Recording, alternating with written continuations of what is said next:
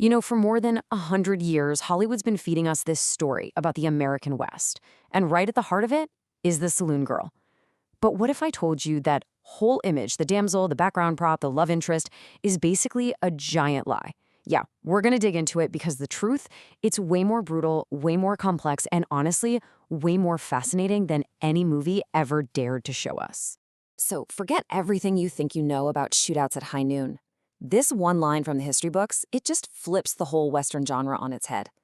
What it's telling us is that the real power, the real danger, it wasn't with the guys holding the pistols. Nope. It was with the women everyone was underestimating. And they used that. Boy, did they use it. Okay, so this slide really lays it all out. The myth versus the reality. On one side, you've got the Hollywood version we all know. But on the other? That's the truth we're digging into. Look, these women weren't damsels in distress waiting for some cowboy to save them. They were armed entrepreneurs. They were economic powerhouses, running a con every single night, all just to survive. So to really get this story, you have to follow the money. You just have to. Because becoming a saloon girl, that wasn't some romantic choice about adventure. For pretty much all of them, it came down to cold, hard cash. And when you see the numbers, they're just staggering. I mean, just look at this breakdown. It is truly stunning. A saloon girl who was good at her job could pull in over $150 a month. Easy. Now, compare that. A ranch hand? Maybe $30. And a school teacher, which was one of the only respectable jobs for a woman, was making a measly $6. So you see, this wasn't just another job. It was pretty much one of the only ways a woman on the frontier could get any kind of financial freedom. In a lot of these towns, they were the highest paid women around. Full stop. Okay, so how exactly did they rake in that kind of cash? Well, it wasn't by just looking pretty and chatting. No, this was a high-endurance, almost athletic sales job. Think about it. A 90-second dance, then you hustle the guy over to the bar, sell him a drink for another commission, and then you're right back on the dance floor. Doing that 50 times a night, in a tight corset and high-heeled boots, that wasn't a party. That was absolutely grueling physical work. And to get through a night like that, you had to keep your wits about you. And that's where something called the sober strategy comes into play. This wasn't some sneaky thing a few women did. This was official policy in saloons all over the West. It was simple. The customer pays full price for a whiskey for the lady, and she gets served colored water or cold tea. This way, she could stay sober, keep selling, and keep making money all night. That whole friendly, boozy scene you see in the movies, it was all an act. A performance, night after night. But all that money, all that independence, it came with a huge, huge price. To earn it, they basically had to agree to be social outcasts. They had to step outside the lines of so-called proper society. Let's take the term painted ladies. Today it sounds kind of charming, right? Like those houses in San Francisco. Well, back then, it was an insult, a straight-up slur. See, in the Victorian era, wearing makeup wasn't about style. It was a public signal that you were a fallen woman, a woman of the lowest moral order. So by putting on that rouge, they were basically branding themselves, drawing a thick line in the sand between their world and the respectable one. And it wasn't just the makeup. Their whole look was a rebellion. I mean, this was a time when just showing an ankle was considered obscene, and these women were wearing skirts cut to the knee. They had bare shoulders, low-cut tops, sequins, fringe. Everything was designed to be loud and provocative.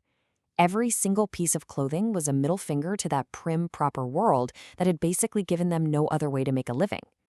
And really, it all boiled down to one simple, brutal fact. The money was real, and virtue wasn't paying the rent.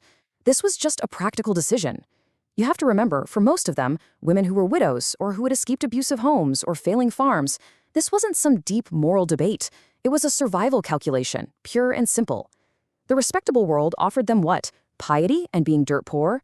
The saloon offered them money and being an outcast. They took the money. Okay, but just because they were making good money, don't for a second think they weren't being exploited. The entire system was rigged. It was designed from top to bottom to make sure that no matter how hard these women worked, the house, the owner, always came out on top. So check this out. For every single dollar a girl earned from a dance ticket, the saloon owner immediately took 50 cents, half, right off the top. Then he'd turn around and charge her rent for her room and fees for her board. Oh, and he'd rent her the costume she was required to wear and the makeup.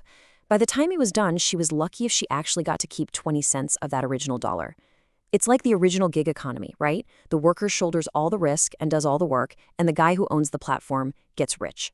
And this exploitation, it got incredibly personal. The owners weren't just your boss. They tried to control your entire life. You know what the biggest threat to their income was? It wasn't another saloon opening down the street. It was one of their girls falling in love. Because a girl who gets married is a girl who leaves. So these owners would actively sabotage relationships, breaking up couples, treating their workers' hearts like a business liability. And believe it or not, this whole corrupt system went right up to the local government. The city officials, they weren't trying to shut these saloons down. Why would they? They were making a killing off them. They'd sell licenses to the saloons, and this is just pure hypocrisy, they'd force the women working there to pay monthly fines directly to the city. So they were basically criminalizing these women for existing, while at the same time using their money to fund the city. Unbelievable. So you're trapped in this machine that's built to exploit you. And on top of that, you're facing danger every single day. And not just the obvious danger from drunk and violent customers, but from the very things they use to do their job. Yeah, that whole helpless damsel in distress thing, total myth. The truth is, most of these women were carrying a weapon. They knew for a fact the local sheriff wasn't going to lift a finger to help them. If they got robbed or assaulted, well, a complaint from a working woman just wasn't a priority, so they took care of themselves. That pistol tucked into a garter or that little dagger hidden in a bodice, that wasn't for show. That was an insurance policy. And since the official law was basically useless to them, they created their own system. The really powerful madams, they became like their own police force. They hired bouncers and security who enforced a strict code of conduct inside the saloon.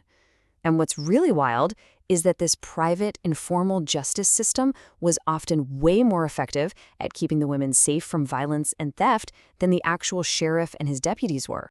But maybe the most terrifying danger of all was the one they willingly put on their own skin every single night. The makeup back then, it was literally a toxic cocktail. We're talking lead in the face powder, mercury in the lip tints, arsenic to whiten the skin. They were slowly poisoning themselves day in and day out with absolutely no idea that the constant sickness, the memory loss, the shaking hands, it was all coming from their makeup box. 60%. Just let that number sink in for a minute. By the end of the 1800s, women accounted for more than 60% of all opiate addicts in the entire country. And this wasn't some kind of moral weakness. It was because of a product called laudanum, a tincture of opium that was completely legal, sold right over the counter. Doctors handed it out for everything from menstrual cramps to anxiety. So for a saloon girl who's physically exhausted, dealing with chronic pain, it seemed like an obvious fix. But it was a catastrophic one. So you add it all up. The social rejection, the constant exploitation, the physical violence, the slow poisoning, it all came with a final bill. A staggering human cost that Hollywood has just conveniently swept under the rug for more than 100 years. This next part, it's probably one of the most heartbreaking and well-documented facts about this life.